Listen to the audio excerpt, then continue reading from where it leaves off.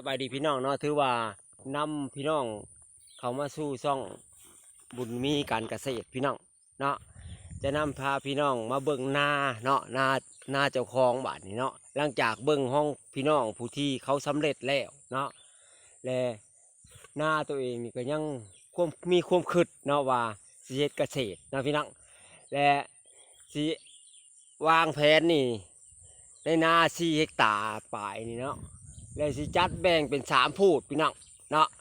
3 แบ่งเนาะแบ่งหนึ่งแหละสิเอาไว้เฮ็ดให้นาพี่น้องเฮ็ดนานี่เฮ็ดนาเนาะเฮ็ดนาจุดนี้เนาะและชายดอนพูทั้งพูพี่น้องชายป่าทั้งพูแคมห่วยทั้งพูน่ะสิเอาไว้เฮ็ดบ่เลี้ยงงัวพี่น้องเนาะเลี้ยงงัวและภาคส่วนทั้งนี้นี่ภาคส่วนทั้งนี้นี่ว่าสิไปเฮ็ดสวนครัวพี่น้องสวนเนาะปลูกนั่นปลูกนี่เนาะอันนี้ความคิดเนาะมันสิเป็นไปบ่ถึงบ่เป็นไปเนาะแล้วแม่นตามขั้นตอนนี่แม่นแนวนี้เนาะเดี๋ยวเฮ็ดแนวนี้เนาะพี่น้องเด้นี่กำลังเบิกเนาะเบิกให้มันแปลนแล้วพวกว่าสิเฮ็ดมีแผนการว่าสิเฮ็ดในนั้นนี่เด้พี่น้องนี่ว่าสิเฮ็ดมัน3 พูดเด้นาเนี่ยมันออกเป็น3เนาะแบ่งเฮ็ดไปซะไปเฮ็ดลองเบิ่งเนาะมันสิได้รับผลหรือบ่ได้รับผลแล้วมันก็ขึ้นกับความชำนาญหรือว่าความพยายามนี่แหละพี่น้องเนาะได้ก็ตามเนาะถือว่าบางคนว่าโอ้ยคือมาเฮ็ดซ้ำเฒ่าแท้เนาะอายุ60ปลายแหละจังสิมาเฮ็ดเนาะตะกี้เป็นหยังจังบ่เฮ็ดเนาะเพราะว่ามันบ่ทันมีความคิดพี่น้องเนาะมันเฮาก็คิดออกบัดเฒ่าเนาะจังว่าได้ก็ตามเนาะที่พยายามเนาะเฮ็ดถ่าลูกถ่าหลานนั่นแหละให้ลูกหลานสืบต่อเนาะใช้ลูกกับใช้หลานแล้วเฮ็ดถ่าเนาะเฮ็ดถ่าเขาไปจะไปเนาะนี่เด้พี่น้องนี่ขนาดเอามาปลูกนี่เด้ปลูกอันนี้ลองเบิ่งเนาะ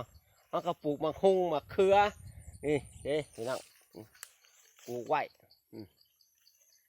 ก็เท่านี้เลยพี่น้องบ่ทันได้ลวงหลายได้นี่เพราะได้แต่ว่าปลูกกินซะก่อนเนาะบ่ทันได้ว่าถึงขันเนาะค่อยเป็นค่อยไปนี่เด้หัวกับบ่ทันได้เฮ็ดแล้วเนาะพายว่า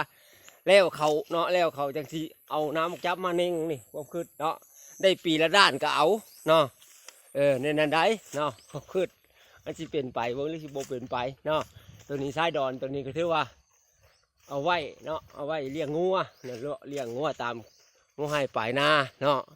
ในนั้นเลยพี่น้องเนาะอะไรก็ตามนี่ดิพี่น้องยังหกอยู่ป่าเด้อนะกะ ชายแดนก็นี่แหละไปนี่แหละนะพี่น้องแล้วพันนี่เดี๋ยวจะไว้เฮ็ด